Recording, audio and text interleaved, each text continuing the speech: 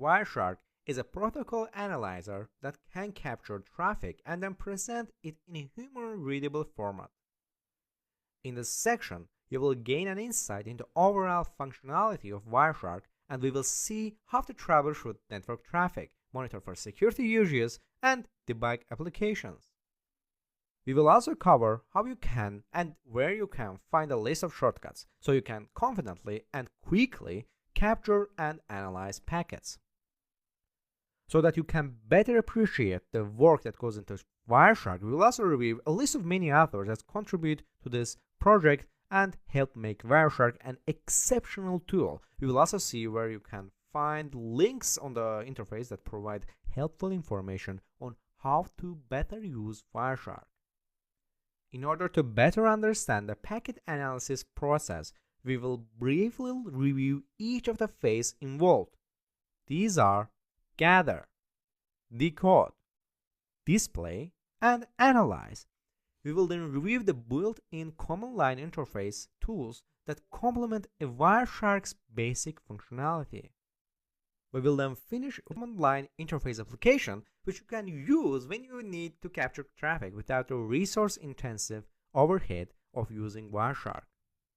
In this section, you will learn about examining the WireShark interface, understanding the phases of packet analysis, and learning how to use the WireShark command line interface tools. Analyzing network traffic, and it performs well on most operating systems, and the interface is streamlined with shortcuts and methods to make navigation easier and get you up and running with analyzing traffic. And in this lecture we will discover how WireShark presents information along with where to find a list of keyboard shortcuts, and we will also take a look at the many authors who have made this application possible and describe some ways you can obtain help and learn about WireShark. So let's start with a brief look at WireShark interface. So let's first start WireShark. You can also start WireShark from terminal without just typing WireShark, and you can also start with the sudo credentials, but in this case we will just start with a normal WireShark without sudo or anything for now. In some cases, you will need to start WireShark with sudo privileges. And now, when you first launch WireShark, you will see a list of active interfaces, and some have a sparkline or moving graph symbol next to the interface here. And when present, the sparkline represents actively changing data, and you can select that interface and begin capturing. And here, as you can see, our arrow is down, our analysis is down here. So whenever we enter some website, here let's actually enter Polyforms, and here, as you can see, it's spiked up. So as shown here, this is our both Ethernet, also select any. In this case, we don't have connected Bluetooth or any wireless devices. So now, during analysis, WireShark has many ways to improve your experience. So first, let's actually select firstly Ethernet, and then we will start here. As you can see, it's empty. So whenever we go here, let's actually go to NetHunter, and as you can see, it works actually very fast and real-time data on your screen here. So it might look like pretty disarranged, but it's actually it arranged in some way, which I will explain all of these in this section. So now, for example, when working with a package capture with WireShark, we can easily add columns to the interface. So simply right click on a value with the packet details here, and now you can also apply as filter, prepare as filter, mark unmarked, protocol preferences, decode, show packet new info. Here, as you can see, here there's we can also edit, resize contents, and resize column width, and here apply as filter. So now we will select something here, and see here we can also select a number, that column, and so on. We can also change the title of it. So WireShark also includes intelligent toolbar, which is on the right side of the packet list here.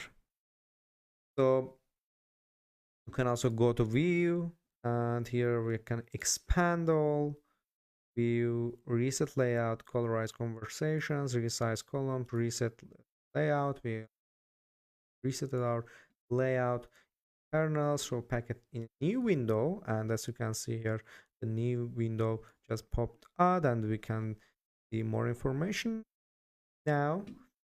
And here we can also type our display filters, which you will learn all of this course. And now we will start with how to discover keyboard shortcuts in WireShark. So with millions of downloads per year, WireShark has become a significant tool. It has proven to be flexible as an open source utility and encourages developers to add functionality as well as improve overall experience. So each new version improves the application, and improvements can include fixing a simple visual or display usually or more significant problems that can cause an application to crash, such as dissectors. So when you update WireShark, take time to read the notes, which will see. You can also see here. Just Google it. WireShark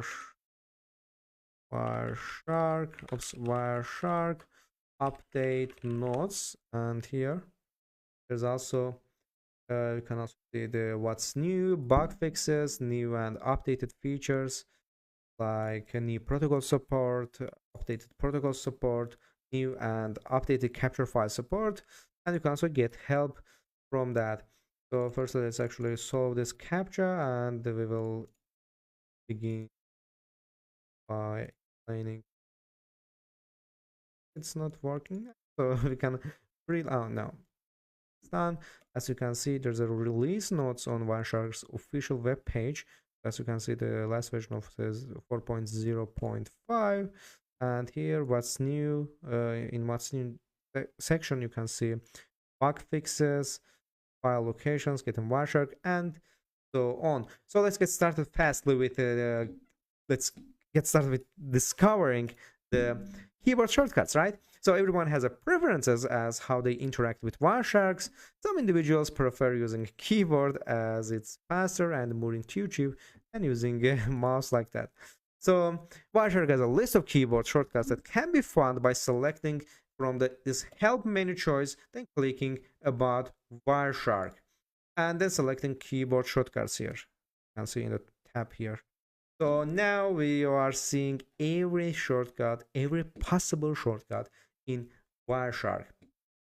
So for example, when working with a package capture, many times I will select, as you can see, Ctrl++, which will zoom in on the main text of the interface. Let's try that actually. Click OK, let's zoom in that here. You can see here, and zoom in, zoom out like that, zoom in. Please zoom in now. Here.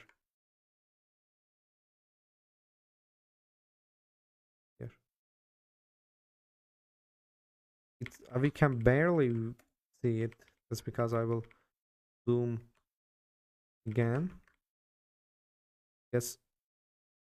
Actually, check that shortcuts again. And here, zoom in, zoom out, zoom in and zoom out here. So now we will use that zoom in. Unfortunately, let's actually close that WireShark and open the WireShark again. We have some shortcut problem here. Then it's 0, and here let's go to some website, and here we are doing that again.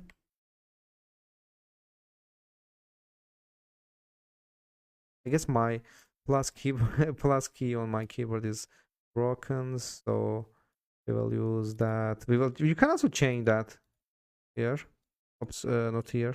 You should change this from the file and no, edit preferences, and here you can change that font and columns, layout, capture, expert, filter buttons, name, resolutions. You can also change the protocols.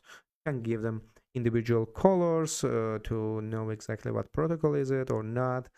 And you can see the statics, advanced, and so on. So yes, I use my laptop's keyboard to here. You can see we can zoom in and zoom out. And now all of these improvements over the years have been possible because of the generosity of the open source community. And here you can see keyboard shortcuts plugins that these are the default plugins because of this lecture. I didn't install any plugins for you. If we will need any plugins, we will install on this lecture. So let's firstly recognize our authors, right? Who developed uh, this awesome application. So these are the many authors have contributed to the success of the WireShark by providing ongoing development and maintenance of the application. So some consistently jump in to add their expertise, and others contribute only when they need a specific protocol sector. So anyone can be involved, as there is plenty of documentation on how to add a basic dissector. If you do modify WireShark to add a dissector or visual enhancement, share your work with the WireShark team so that everyone can benefit. So now let's find information here across the bottom of the right hand side of the WireShark.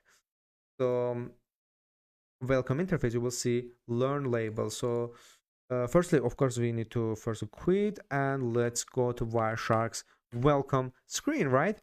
And here we have profile, Bluetooth Classic. Here, let's go select Classic. Let's actually click default for you here. Now we're gonna understand the phases of packet analysis.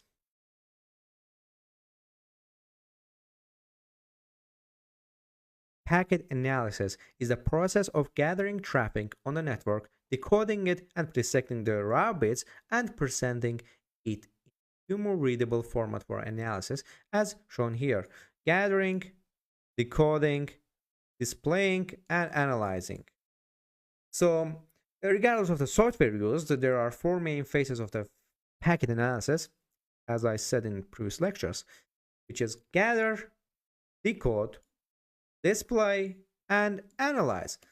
In this section, we will review each of the phases, starting with the first step, which is gather, where we collect data from the network. So now let's go back to our Kali Linux. It's actually, WireShark is independent from the operating system. You can use Windows or Mac OS or operating system you want that WireShark supports it. So now let's go to Kali here and here. Yes, perfect. Now open the Kali here. Yeah. So let's launch WireShark. So when you launch WireShark, a welcome screen displays a list of available network connections on your current device. And this is in most cases, you will have more than one interface. And to begin capturing immediately, you can select an active Spark line and begin capture. Apparently, now let's go to, and you can also go to capture menu if you want, and then go to options here. So capture options. So as you can see, there's also shortcut. We can also click on the shortcut here. This will same screen will open here. So now there's keep in mind that there are two key areas that will enable you to gather traffic, which is capturing in promiscuous mode and using a capture engine. So let's first discuss why it's important to enable promiscuous mode prior to capture. So the capturing in promiscuous mode. So, when gathering traffic with WireShark, you can capture on all interfaces, however, so that you can see all the traffic that is coming into the network interface card. Make sure you select one of the following when on the input tab of the capture options dialog. So check the box next to the interface under the promiscuous column header. So as you can see, enable promiscuous mode on all interface.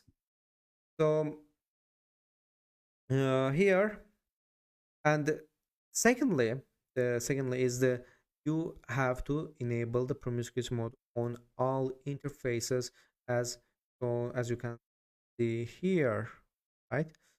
So you can also we have update output options, and we have here address of our Ethernet network, manage interfaces, and so on. So as you can see here, we can also, as I said, firstly, you should make sure that this promiscuous is checked. So after choosing an interface to listen on and placing it in promiscuous mode, the interface gathers up the new traffic. Like double click on your interface, and here, as you can see here, my interface is gathering new traffic. So if I go to some website like oxley.com, it will here send us a bunch of requests and signals, right? So here, this is our website also. So part of the effect of the capturing traffic is having an appropriate package capture PCAP engine installed, and the PCAP engine provides an application programming interface API that capture traffic from the network so that it can be processed by operating system. In this case, we will not install that for now. And first, let's learn about how to decode bits in WireShark, which you will learn in next lecture. Traffic enters a network interface card in a binary form, one frame at a time. So there's an here, as you can see here, we have source IP, source port, and here Ethernet, Ethernet 2, source address, and so on. Type IP version 4, Internet Protocol version 4, flags, time to live 1, protocol UDP, and so there's so much information that we will need to analyze, right? So while the space, the WireShark uses the Enhanced Packet Analyzer EPAN, which decodes the bits into human readable format. So let me take my Gromit to draw things on the screen, and here apply. So this is our bits, so these are the hex codes and so on. So obviously you can't read this in your bare eyes, and there's some information about that. And here, after getting this raw information, WireShark translates it to with Enhanced Packet Analyzer engine, which decodes the human readable format here. Perfect. So now we will step through the APAN. So prior to 2006, WireShark was called Eternal. So yeah, so the name has since changed. However, the engine for WireShark that used the dissectors, also known as decoder. The dissectors provide information for commons RFC or other specification. So EPAN contains 4 main APIs, which is the first is protocol tree, dissectors, sorry for this, dissectors, dissector plugins, and display filters. So we have the protocol tree, which is this displays the detailed analysis of a single packet.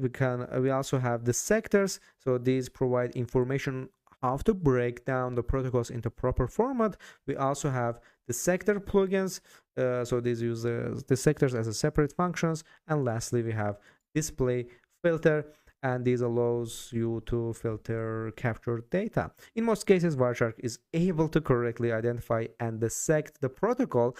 However, there are times when you will need help. WireShark decode the protocols, right? So you can achieve this by right-clicking on the frame here, and here you will go to decode as here, which will bring up this dialog. Here, as you can see here, we have several options here. So once in this window, you can modify the values to match the appropriate protocol. And this function is very useful when protocols either don't have a dedicated port or they are running on a different port compared to the usual. For example, you should use the code as when HTTP is running on port 8080 instead of port 80. So once the bits have been converted into proper format, the next step is to display the results in human readable format. So now let's display the result here. So in WireShark, along with the many other packet analysis tools, there are many options to enhance your graphical experience. So when you open a packet capture in a WireShark, the default layout for the main display is in the three panels, which is here. So let me take my pen again. So this is our, can you see it? Sorry. Please come. I guess we here. So toggle painting home, shift home. Yes, perfect. So here, this is our packet list. This tab we are using for is our packet list. These are the packet details here. These are so the packet list here. This is a list of all captured packets where each line represents a single packet, as you can see here: broadcast, IP, destination source, protocol, length info, and so on. Everything has a source and destination, right? This was so philosophical here. So we also have packet details. So here, this is a packet details. This displays the details of a single packet and includes the protocols and field values. It also displays WireShark specific hints. For example, when examining the TCP here, let's choose some TCP here. TCP. Oops. Of course, we have to use here. So this is our TCP. So when you examining a transmission control protocol header, you will see the stream index listed below the source and destination force, right? So, however, there is a no field value called the stream index, and a stream is a communication between two endpoints that compromises the endpoint A socket and endpoint B socket. So, to help to keep track of all those streams, WireShark lists each stream in a TCP header. Here now we have a transmission control protocol. Let's actually here you can also protocol here. Open this tab, transmission control protocol, and as you can see here, stream index 1. Let's can we here? Yeah, stream index 1. So I hope you see clearly. So stream index 1.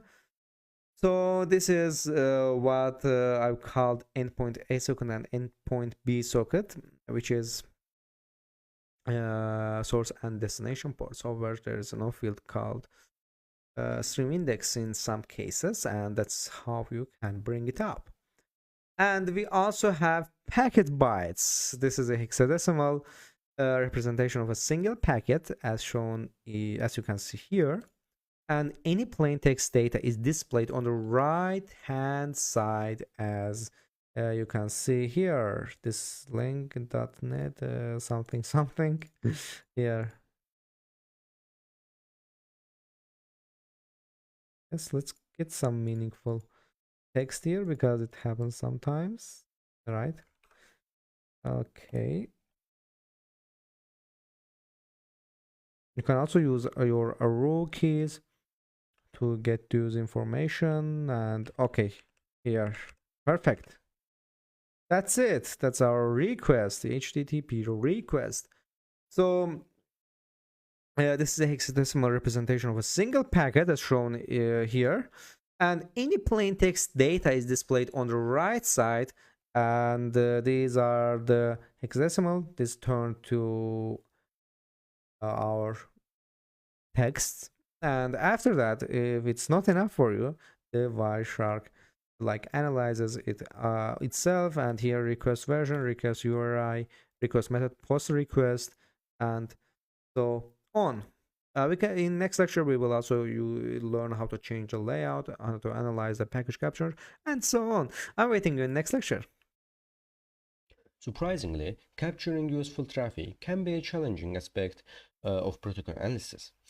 This lecture and this whole section of our course describes two different capture techniques: passive capture techniques and active capture techniques. Passive capture doesn't directly interact with the traffic. Instead, it extracts the data as it travels on the wire, which should be familiar from tools, for example, like here, WireShark,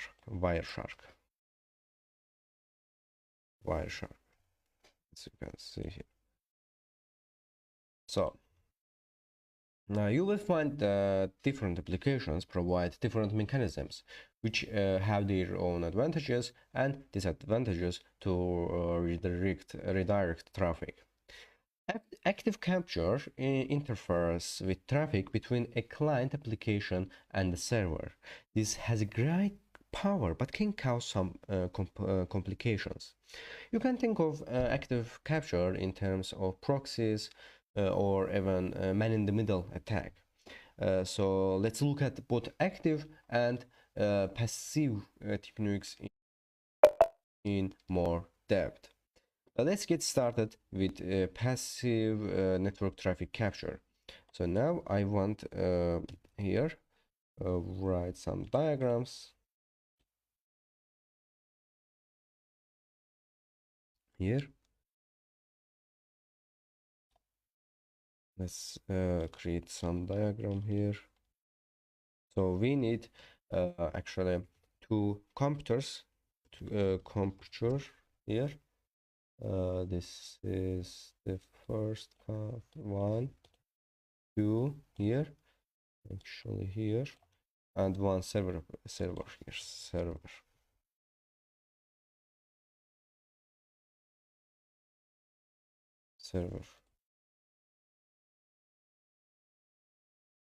For example, let's make this server here, and we just need another Wi-Fi here, for example, like this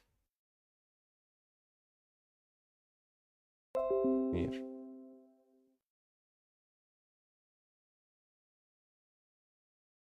And this is our server here, server. For example, passive capture device. This is the attacker, and this is the client application target. So let's make it over here, and then we will connect these here, like here. We will use bidirectional 1 and 2 here, and 1, 2, and lastly here connect this to the server. So passive capture is a relatively easy technique. So it doesn't typically require any specialist hardware, nor do you usually need to write your own code. So you don't need to write your code. There is so much programs like WireShark. So in this figure, I illustrated the common scenario: a client application and server communicating via Ethernet over the network. So passive network capture can take place either on the network by tapping the traffic as it faces in some way, or by sniffing directly on either the client or server host. So in this lecture, actually, we will use WireShark here. Let me show you here. This we will use WireShark to make passive, passive capture here.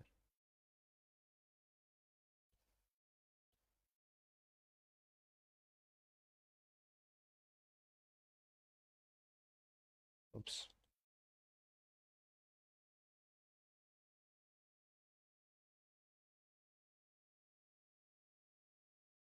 So let's open WireShark here.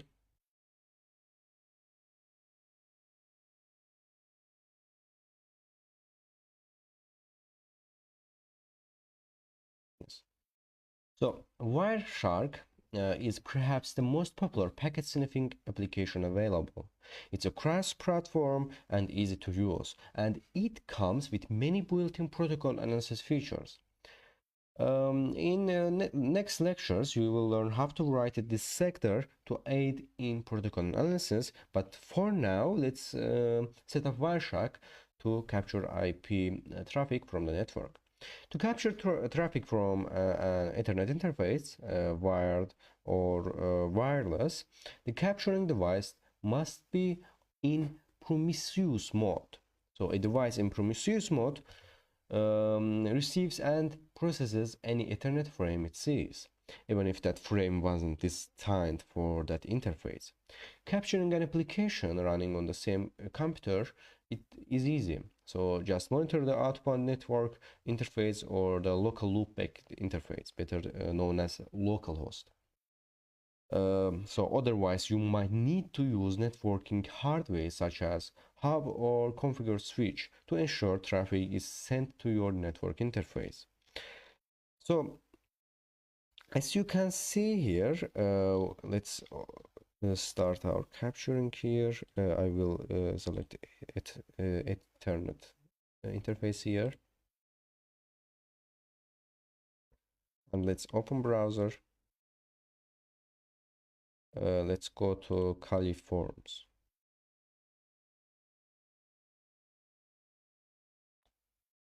So now, as you can see here, we have traffics. So there are three main windows, as you can see here. So in a window, the top of that, this area here, this area, this area shows a timeline of raw packets of the network. So the timeline provides a list of source, as you can see here. This provides a list of source and destination IP addresses as well as decoded protocol summary information. Here, let's pause this. So, and this area here, provides a dissected view of the packet separated into the distinct protocol layers that corresponds to the OSI layer or USI network stack model. And lastly, this area here shows the captured packet in its raw form. So the TCP network protocol is stream-based and designed to recover from dropped packets or data corruption. Due to the nature of networks and IP, there is no guarantee that packets will be received in a particular order. Therefore, when you are capturing packets, the timeline view might be difficult to interpret. Fortunately, WireShark offers the sectors for known protocols that will normally resemble the entire stream and provide all the information in one place. For example, highlight a packet in TCP section in the travel timeline and select Analyze, follow TCP, follow TCP. Actually, this to here, Analyze.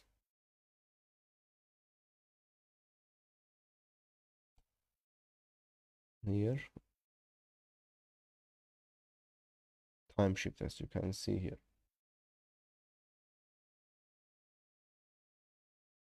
You can have decode, you can decode this and applications and features like that. So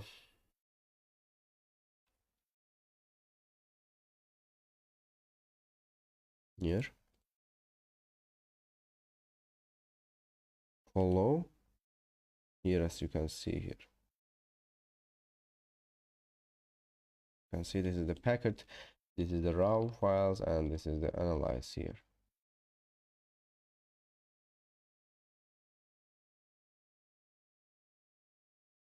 You can see here follow TCP stream, and you can see here we can see the TCP stream follow and which order they send. So actually, for protocols without the sector, WireShark can decode the stream and present it in easy-to-view dialog. And WireShark is a comprehensive tool, and covering all of its features is beyond the scope of this course. If you are not familiar with it, obtain a good reference. You can actually watch videos on YouTube about WireShark. There are books written about WireShark because WireShark is a so big and comprehensive tool. And covering all of its features, we can't do that because we need at least 5 or 6 hours video content. So this is just an intermediate WireShark course, intermediate WireShark lecture.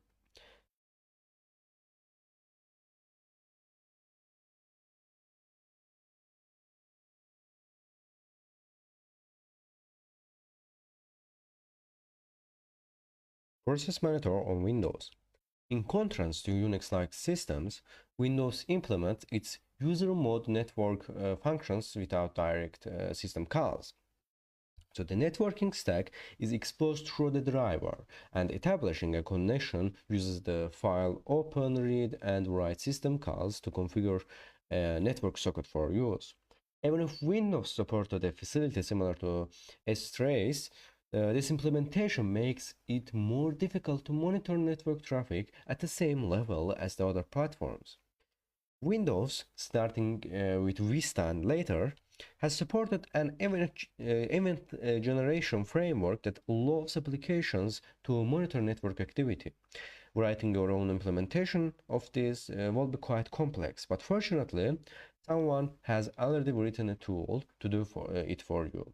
This is the Microsoft's Process Monitor tool. So let's download this tool here. Just search in Google as here. Oops. Search in Google as Microsoft Process Monitor tool. Actually, yes, Microsoft Process Monitor tool.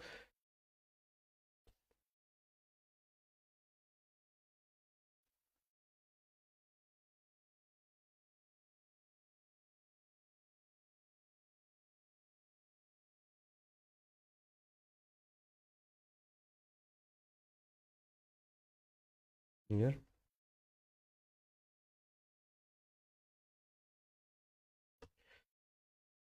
These internals process monitor. And click on the Microsoft official website here, and in the download sections click on download.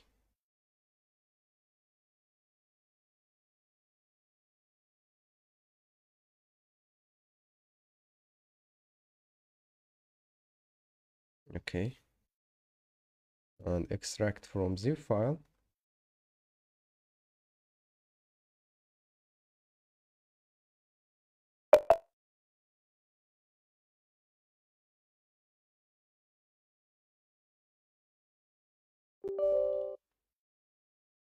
Okay,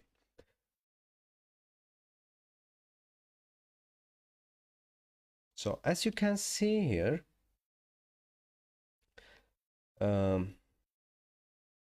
to main interface here, so selecting the filter here, as you can see here, filter process tree, include process tree, highlight filter here. Oops, so let's close this. So selecting the filter displays only events related to network connections from a monitored process. Details include the host involved as well as the protocol and port being used. Although the capture doesn't provide any data associated with the connections, it does offer a valuable insight into network communications the application is establishing.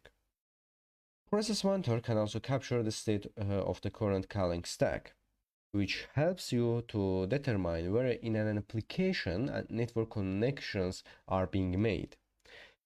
Actually, this will become important in next lectures of our course when we start reverse engineering binaries to work out the network protocol. Here we have columns here, as you can see here: time, process name, process ID, operation path, result, and detail. So actually, let's increase this size a little bit. Screen. Turn off screen here. Change screen resolution. Let's make it a little bit scalable here. Oops, it's even worse now. So as you can see here, we have columns here, which this column time here shows the name of the first we have to process name. Let's start with process name. This process name shows the name of the process that established the connection, and this column here, operation here, shows the operation which in the case is connected to a remote server. Here, as you can see here, registry open key, query key, here read file, log file, like that. And we have path here as well. As you can see here, this path actually indicates the source and destination addresses, and this is the detail here, as you can see here. Let's increase it a little bit. So this is the this detail column provides more in-depth information about the captured event. Although this solution isn't as helpful as monitoring system calls on other platforms, it is still useful in Windows when you just want to determine the network protocols a particular application is using. You can't capture data using this technique, but once you determine the protocols in use, you can add that information to your analysis through more active network traffic capture. And now advantages and disadvantages of passive capture. So the greatest advantage of using passive capture is that it doesn't disrupt the client and server applications communication. So it will not change the destination or source address of traffic, and it doesn't require any modifications or reconfiguration of the applications. Passive capture might also be the only technique you can use when you don't have direct control over the client or the server. You can usually find a way to listen to the network traffic and capture it with a limited amount of effort. After you have collected your data, you can determine which active capture techniques to use and the best way to attack the protocol you want to analyze. One major disadvantage of passive network traffic capture is that capture techniques like packet sniffing run at such a low level that it can difficult to interpret what an application received. Tools such WireShark certainly help, but if you are analyzing a custom protocol, it might not be possible to easily take apart the protocol without interacting with it directly. Passive capture also doesn't always make it easy to modify the traffic an application produces. So modifying traffic isn't always necessary, but it's useful when you encounter encrypted protocols and want to disable compression or need to change the traffic for exploitation. When analyzing traffic and injecting new packages doesn't yield results, switch tactics and try using active capture techniques. And we have active network capture as well. So actually I want to illustrate this here. Let's change it to draw here.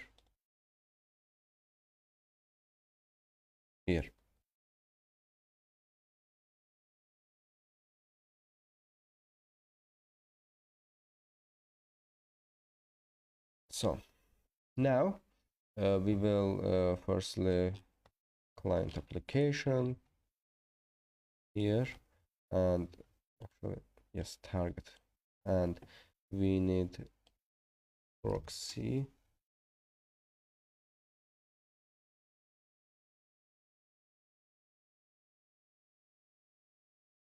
man in the middle, man in the middle, proxy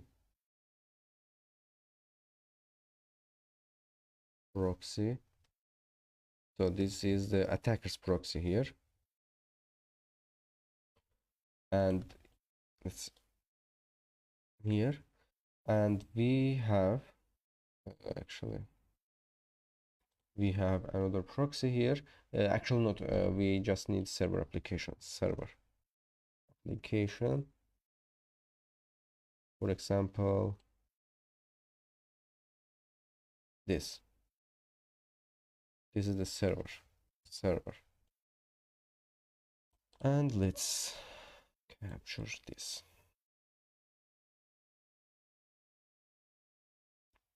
So here and here. So active capture differs from passive in that you will try to influence the flow of the traffic, usually by using a man in the middle attack on the network communication. As shown in this figure, the device capturing traffic usually sits between the client and server application, acting as a bridge here. So this approach has several advantages, including the ability to modify traffic and disable features like encryption, compression, which can make it easier to analyze and exploit a network protocol. Disadvantages of this approach is that it's usually more difficult because you need to reroute the application's traffic through your active capture system. Active capture can also have unintended, undesirable effects. For example, if you change the network address of the server or client to the proxy, this can cause confusion, resulting in the application sending traffic to the wrong place. Despite these uses, active capture is probably the most valuable technique for analyzing and exploiting application network protocols. We have network proxies here as well. So what network proxies does is we will learn in next lecture. World of analysis with WireShark. My name is Steve. In today's increasingly complex networks, troubleshooting and resolving issues often require us to visualize the problem at hand. That's where WireShark comes in, a powerful tool that has been serving the network community for many years. In this section, we will explore the numerous benefits of using WireShark for packet analysis, taking you on a journey through its exceptional history as an open source software with a wide range of rich features. But first, let's understand the importance of packet analysis. So by capturing and inspecting network traffic, you gain valuable insights into the inner workings of network. So this ability to pull data from the network and examine its contents is invaluable for network administrators, as it enables them to troubleshoot issues, perform testing and baselining, and monitor the network for potential threats. So in this section, we will delve into the various ways of different groups can benefit from using packet analysis with WireShark, whether you are a network administrator responsible for maintaining a smooth operation, a student eager to learn about network protocols, or a security analyst focused on detecting and mitigating threats. WireShark has something to offer you.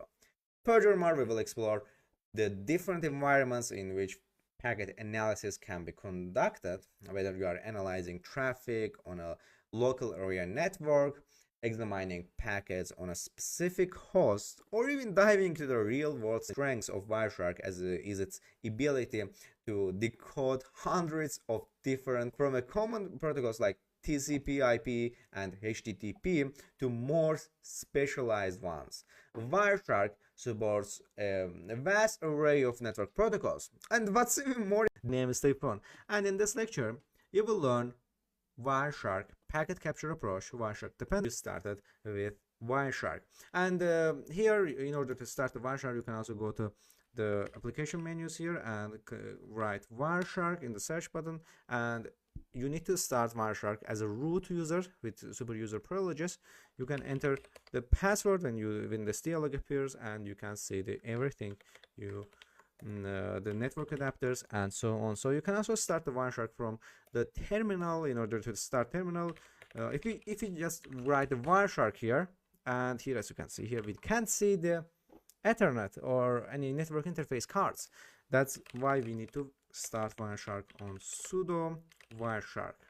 You will enter the password, and that's it. Once the WireShark application is launched, the main interface is shown, including sections for basic capture controls, capture filters, and display filters. Now you will select the desired interface from the list by clicking and hit the Start Capture button to capture. In this case, we have the Ethernet 0 and any. You can also select any, which in this case, it will also listen to Bluetooth, Wi-Fi, and so on. In this case, we will select the Ethernet because we don't have any connected device to the internet.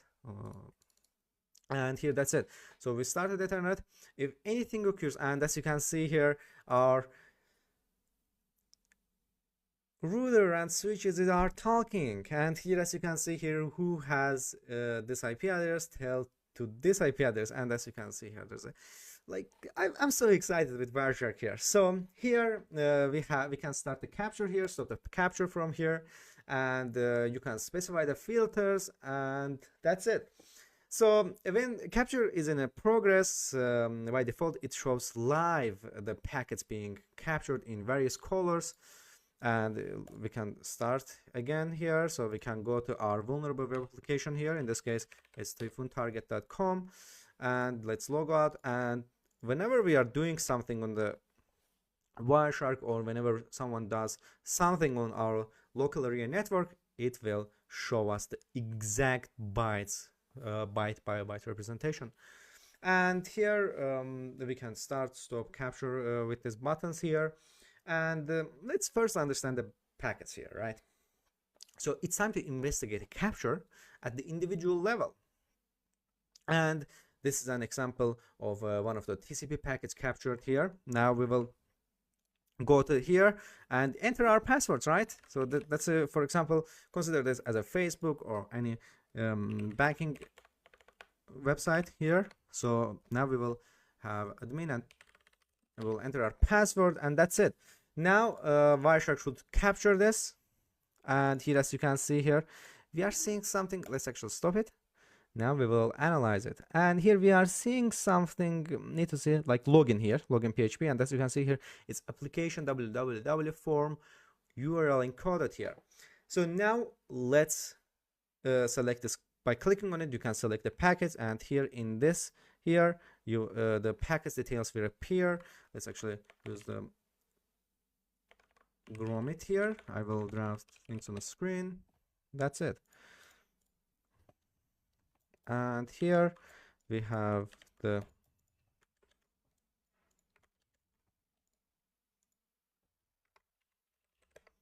let's start the grommet here. We have toggle painting, clear screen, and yes, as you can see, I also have the application drawing thing.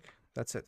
So now, when a packet is selected, WireShark opens the bottom panel here. You can see here, bottom panel. This is the bottom panel of WireShark. So this bottom panel, which gives important information on the features that are conveniently presented in the same way as the OSI model. So the number of layers seen changed as the protocol selected changed here.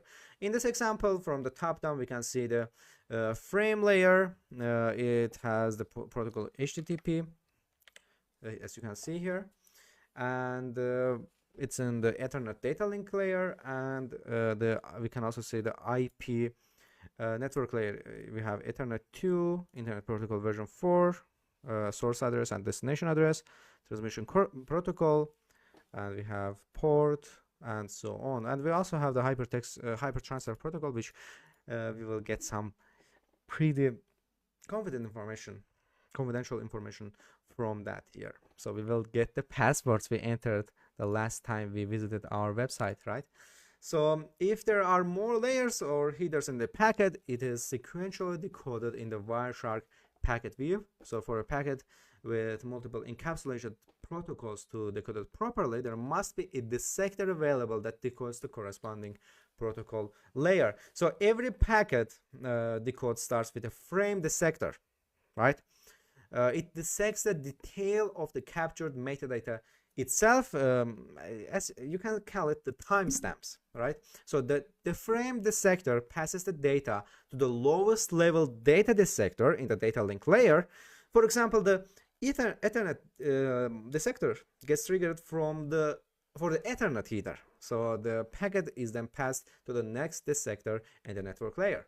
For example, IP version 4 or version 6 dissector gets triggered, and so on. So each stage of dissectors decodes and displays the details of the packet. And dissectors can be written as self-registering plugin, for example, a shared library or DLL, or built into WireShark source code. So the biggest benefit of going with the plugin approach is that rebuilding a plugin is much faster, and if the dissector is built into the source code, the WireShark needs to be completely recompiled and rebuilt. Hence it makes more sense to write a dissector as a plugin, right? So you will learn more details on dissectors in next lectures also, but let's firstly get started with the capture filters in WireShark. So we will discuss in detail capture filters in next lectures, but only basics have been included here in this section for completeness on getting started discussion. So capture filters are used to decrease the size of captures by filtering out only relevant packets matching the condition before they are added to the capture file. So clicking on the capture options button shows a screen containing a list of interfaces. So in clicking on that, you will see this dialog here. So to set a filter, either an interface can be double clicked like this, or a custom filter can be entered in the box, right? So now we will open that again, or before that, let's actually enter our password again, because our previous packet analysis is lost because we don't save them. Password here, and that's it. And now we're gonna see the post login here. This is usually the login pages that uses the post method. And here now we will go to that again. So we stopped the filter, and here we, as I said, you can double click on the capture options, but remember, before double clicking on any interface on this dialog, you need to save the file in order to get lost and captured interface. So here, to set a filter, you can also select a custom filter. It can be entered in the text box. There's a list here that shows example of simple capture filters. For example, we can use the SRC here, SRC host. So we will enter our SRC host. So let's actually scan our host with nmap. So nmap sv here, typhoon target.com, and now we will get that host domain address, IP version 4 address. And now, sorry, we'll just do this, and here, yes, we can see the IP address here, 192.168.13.142. And now we will use this filter to just listen to the packets from this host. And here, in order to do that, we will just write that IP address down. It was 142, and you can press on start, and we can also save them before starting a new capture, or we will not save them in this course. And here, as you can see here, whenever we restart this page, there is something new will come here, and as you can see here, it's the new information is gathering. So now we will go press on logout, and here we also have this 302 font, and we can read it from the hypertext transfer for the protocol. We have no catch, connect type, connect length, and so on. Now what we're gonna do is we will do that example again. We will enter our passwords, in this case admin, and our password. That's it, and click on login. And here, as you can see here, you are seeing that familiar post request again. Yes, we have this here.